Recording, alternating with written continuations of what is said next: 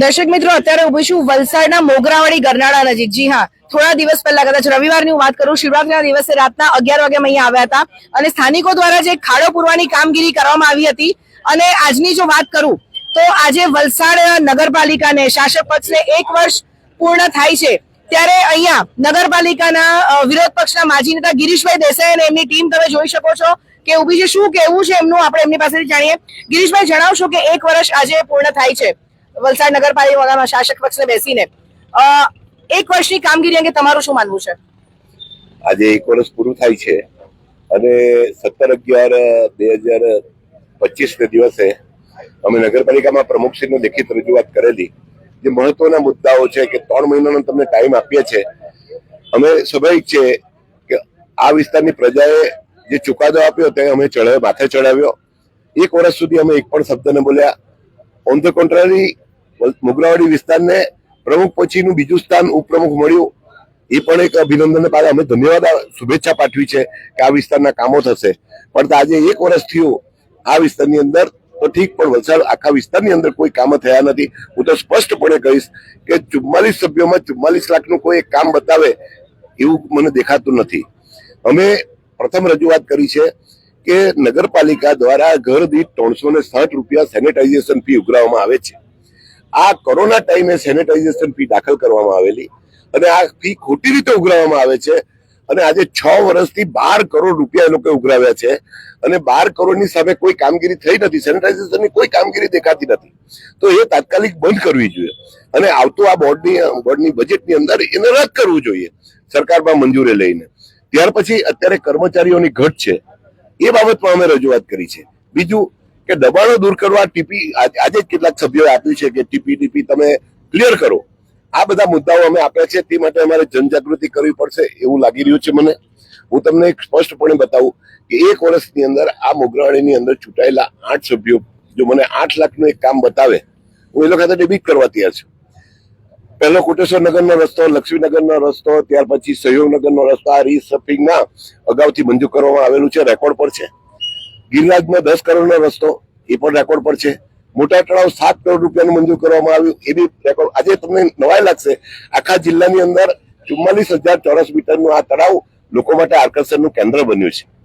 એ તળાવ ખોદતી વખત બી કેટલા વાંધાઓ રજૂ થયેલા કે ગિરીશ કાકા આ ખોદી કાઢ્યું, આ પૂરી કાઢ્યું, આ પાણી કાઢી નાખ્યું. એ જ લોકો અત્યારે ત્યાં જઈને તાળી પાડે છે. એટલે પ્રશ્ન એ નથી, હોવો જોઈએ, વાંધો હોવો જોઈએ, પરંતુ મેં હંમેશા વલસાડ નગરપાલિકામાં વિકાસમાં કામોમાં સાથ આપ્યો છે, જ્યારે આ વિસ્તારની અંદર કોઈ કામો થયા નથી. એ સ્પષ્ટ વાત છે. આજે આ જે મૂર્ખામી કરવામાં આવી છે, 2011ની અંદર અમે છે તે આ બ્લોક લગાવવાનું કાર્યવાહી કરેલી શક્ય ભંડોળમાં. ત્યારે રાજુ મરચા પ્રમુખ હતા, અહીંથી રેલી લઈને અને તાત્કાલિક એને શક્ય ભંડોળમાં મંજૂર કરાવ્યો, કાયદેસરનું મંજૂર કરાવી, રેલવેની મંજૂરી લઈ અને આ બ્લોક લગાવેલા. મેં જ કહ્યું હતું કે જયારે હાઈટનો પ્રોબ્લેમ હોય તો બ્લોકને ડાઉન કરવાના કાઢીને, તેને બદલે બ્લોક કાઢી નાખ્યા. હવે બ્લોક કાઢી નાખ્યા તે પહેલા નગરપાલિકાની અંદર ઠરાવ કરવાનો હોય છે કાયદેસર, કારણ કે આ સરકારી નુકસાની થાય છે. હવે બ્લોક કાઢી નાખ્યા, તેમાં 5 લાખનું નુકસાન, નવા લાખવાના બીજા 5 લાખનું, એટલે 10 લાખની નુકસાની આ નગરપાલિકાને જે થઈ છે એ ગેરકાયદેસર થઈ છે. અને એના ઉપર મને એવું લાગે છે કે આગળ કાર્યવાહી થશે જ જેને કાઢ્યા હશે તેની સામે. તો આ લોકોને રાહત રહી એટલા માટે અમે પંપની વ્યવસ્થાને બધી કરતા આવેલા છે અને લોકો માટે આ કામગીરી કરતા આવેલા છે. તે રીતે આ નગરપાલિકાની અંદર કામ થવું જોઈએ એવી અમારી માન્યતા છે. ગિરીશભાઈ, જે ગિરિરાજ હોટલથી અહીંયા આવવાના જે રસ્તાની આપણે વાત કરી, અગાઉ આપણે જે એક સ્ટોરી કરી હતી, આપ હતા ત્યાં અને જ્યારે રસ્તાની જ્યારે મંજૂરી મળી ગઈ એ પછી ખાતમુહૂર્ત એવું પણ થયું. હવે આપણે વાત કરીએ તો અત્યારે આ ફેબ્રુઆરી મહિનો છે અને વરસાદ પણ કઈ નક્કી નથી હોતો કે કોઈ વાર વહેલો આવી જાય છે. શું માનવું છે હવે કઈ રીતના વિકાસના કામો થશે? કારણ કે વિરોધ પક્ષના નેતા તરીકે પણ તમે વિકાસના કામોમાં હંમેશા સહકાર આપ્યો જ હતો. એ ગિરિરાજ હોટલના રસ્તાની વચ્ચે કામગીરી શરૂ કરવાનો હતા તે ટાઈમે મને એન્જિનિયરને એ લોકો કીધું કે ગિરીશ કાકા તમને ખ્યાલ છે એના સેન્ટર પોઈન્ટ બતાવો.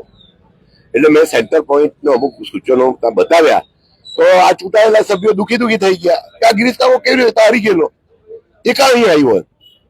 પરિસ્થિતિ એ છે કે તમને ખબર જ નથી. ત્યાર પછી બીજી વાત કરું કે અક્ષરધામ સામે જીયુડીની લાઈનની અંદર પ્રોબ્લેમ થયો, લાઈન જોઈન્ટ મળતો નહીં હતો. એટલે મને ત્યાંથી કહેવામાં આવ્યું કે ગિરીશ કાકા આ તો મળતું નથી, કેવી રીતે? હું જાતે જઈને ત્યાં સમજ પાડી કે આ લાઈન આ ચેમ્બરથી આ રીતે જાઓ અને આ રીતે જેસીબી થી ખોદો. હવે પ્રશ્ન જયારે ઉપસ્થિત થાય ને, મને જો ખબર હોય, અમે તો માર્ગદર્શન આપવા માટે છે કે લોકોને તકલીફ નહીં પડે એટલા માટે છે. અમે કઈ પ્રતિષ્ઠા માટે નથી. અમે તો બહુ કામો કીધા, છતાં પ્રજાને ચુકાદો અમે માથે ચડાવ્યો છે ને, અમે ચડાવીશું. પરંતુ પ્રજાના કામો માટે હવે 1 વર્ષ અમે રાહ જોઈ છે.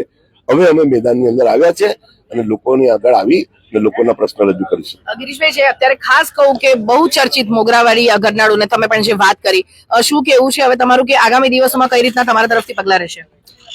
આપને ખ્યાલ હશે, અગાઉ આ નાણાં માટે અમે ફૂટબ્રિજની રજૂઆત કરવા માટે વિદ્યાર્થીઓ બાળકો સાથે બધા ગયેલા, કારણ કે અત્યારે આ મોગરાની અંદર 5000 બાળકો એવા છે કે જે લોકો બાલ મંદિરથી કોલેજમાં અભ્યાસ કરે છે અને વધારેમાં વધારે તકલીફ બાળકોને પડે છે. તો તે ટાઈમે અમે કલેક્ટર આગળ રજૂઆત કરવા ગયેલા, ત્યારે આમાંથી ચૂંટાયેલા એક સભ્ય ઉપપ્રમુખે કહ્યું કે આ પોયરાઓ હાથે રજૂઆત કરવા ગયેલા કે કોઈ બીજું મહિલો જ નહીં. અરે છોકરાઓને પહેલી તકલીફ પડે છે, પછી વાલીને પડે છે. તો મારે હવે એવું કેવું છે કે આજે કનુભાઈ શહેરી વિકાસના મંત્રી છે. કનુભાઈ દેસાઈએ 33,504 કરોડ રૂપિયા શહેરી વિકાસ માટે મંજૂર કર્યા છે. એ કાલની જ વાત છે. એટલે કે ગુજરાતની નગરપાલિકા, મહાનગરપાલિકા, ઓછામાં ઓછા એક નગરપાલિકા 200 કરોડના કામો મૂકી શકે છે. તો મારી એ રજૂઆત છે કે આ 25-30 કરોડનો ફૂટબ્રિજ એની આ ઠરાવ કરી એની રજૂઆત કરવી જોઈએ અને કનુભાઈ જેવાનો ઉપયોગ કરી ને ફૂટબ્રિજ કરવો જોઈએ. આપણે એમ નથી કહેતા કે ઓવરબ્રિજ બનાવો, કારણ કે અહીંયા જે ટર્નિંગ ને આ બધા પ્રોબ્લેમ છે જેને બદલે ઓવરબ્રિજ શક્ય નથી. આપને કદાચ ખબર નહીં હશે, પણ ચીપાડના ગરનાળા ઉપર પણ ઓવરબ્રિજનું સર્વે કરવામાં આવેલું, ત્યારે વળાંકોને લઈને કેન્સલ થયેલું અને એ ઓવરબ્રિજ રામલાલા મંદિરથી સીધો વલસાપાટી જગાતનાકાથી પેલી રંગવાળી ફેક્ટરી થઈને કૈલાસ રોડ સ્કૂલ પાસે નીકળવાનું 53 કરોડ મંજૂર થયેલા 2021 ની અંદર. કામગીરી અગાડી નહીં ચાલી, એનું તમામ કાર્યવાહી ચાલી, ટેન્ડરિંગ થયું, અગાડી કાર્યવાહી નહીં ચાલી, કલોરા આવ્યો, ત્યાર પછી એમાં એસ્ટિમેટ વધી ગયું અને આજે એ ફાઇલ એમને એમ પડેલી છે. એને એ ફાઇલ બી ખોલવી જોઈએ. હું માનું છું કે કોઈ આ મતદારો તો મતો 2-4 જણને આપે છે, સભ્યોને આપે, ધારાસભ્યોને આપે, MP ને આપે, આ બધાને આપે છે, પણ બધાને ઇન્વોલ્વ થવું જોઈએ અને પોતાની જવાબદારી સંભાળવી જોઈએ. તો આ હતા ગિરીશભાઈ દેસાઈ, વિરોધ પક્ષના માજી નેતા, અને સ્પષ્ટપણે એમનું કહેવું છે કે પ્રજાએ જે ચુકાદો આપ્યો એમણે શિરોમાન્ય રાખ્યો અને અત્યાર સુધી એવો ચૂપ બેઠા, પણ જ્યાં શહેરના વિકાસની વાત આવશે ચોક્કસપણે જે લોકો પગલા લેશે. દર્શક મિત્રો, સમગ્ર ગિરીશભાઈ કહેવા માંગે છે, જી શું કહેવા માંગો છો? અગાઉ 8 દિવસ પહેલા 5 દિવસ પહેલા તમે રાત્રે આવીને જે જોયું, એ રતનસિંહ અને એના મિત્રોએ જે કામગીરી કીધી ખરેખર ધન્યવાદને પાત્ર છે. પણ તું મારો સવાલ રતનસિંહને અમે અત્યારે જ પૂછ્યું કે તું 15 થી 20 વર્ષથી અહીં રહી છે, અમારા કાળ દરમિયાન તારે એક કોથળી કચરાની ઉપડવી નહીં પડી, જ્યારે આ કેમ કરવું પડ્યું? કારણ કે તમે હાથે કર્યા, તમને હૈયે વાગ્યા, તે ટાઈમે તમે નહીં, ગિરીશ કાકા નહીં, તો હવે આ ભોગવવું પડે છે બધું. એટલે સારું કામગીરી છે, એમાં મને કોઈ પેલું નથી, ને કરવું જ જોઈએ. લોકોની તકલીફ કરવા માટે, દૂર કરવા માટે જ આપણે ભેગા થયા. તો ગિરીશભાઈ એમનું મંતવ્ય રજૂ કર્યું અને સ્થાનિકો જોડે એમની જે ચર્ચા થઈ, પણ દર્શક મિત્રો ચોક્કસથી તમે પણ તમારો અભિપ્રાય કમેન્ટ બોક્સમાં જણાવશો, કારણ કે એ ખૂબ જ જરૂરી છે. આજે જ્યારે વલસાડ નગરપાલિકાને 1 વર્ષ પૂર્ણ થયું છે, ત્યારે અહીંયા પરિસ્થિતિ ઉભી થઈ છે અને વિકાસના કામોની જે વાત છે, લોકોએ પણ કીધું કે વિકાસ માત્ર કાગળ પર રહી ગયો છે. તો અત્યારે જે અહીંયા મોગરાવાડી ગરનાળા પાસે લોકો ભેગા થયા છે અને કામગીરી પણ ચાલી રહી છે, તો એ બાબતે આપણે અન્ય સ્થાનિકોના પણ અભિપ્રાય લેશું. જી શું નામ છે આપનું? શૈલેષ દેસાઈ. શૈલેષભાઈ, તમારું શું માનવું છે સમગ્ર મામલે? આટલું ફાઇન ગરનાળું ચાલતું હતું, પેલા કોર્પોરેટરે બહુ ફાઇન થઈ ગયેલું હતું, તો એને પોતે જ કઈ બ્લોક કરી લીધા એવું લોક ચર્ચા છે. પોતાની ગાડી ની જાય એટલે એ માણસે એમ કે બ્લોક કરી લીધા એવું કે છે, ગામમાં એવી ચર્ચા છે. હવે તકલીફ એટલી, એવા ખાડા ને ઉપરથી પાણી પડે તો એવા ખાડા કે બધા ઉંમરવાળા માણસ ને એ લોકો બધા પડી જાય છે સ્કૂટર પરથી, એ બહુ તકલીફ છે. એટલે સારું હતું તેને લોકો વધારે તકલીફમાં મૂક્યું. એ લોકો પાછા બ્લોક ને કઈ સારું કઈ કરે એવી મોગરાળીની પ્રજા ઈચ્છે. લોકોએ તે લોકોને પ્રેમથી વોટ આપેલા, હવે ત્રીજોની કામ કરતા હતા. આવતા ઇલેક્શનમાં લોકોને ખબર પડે તેવું થવાનું હતું.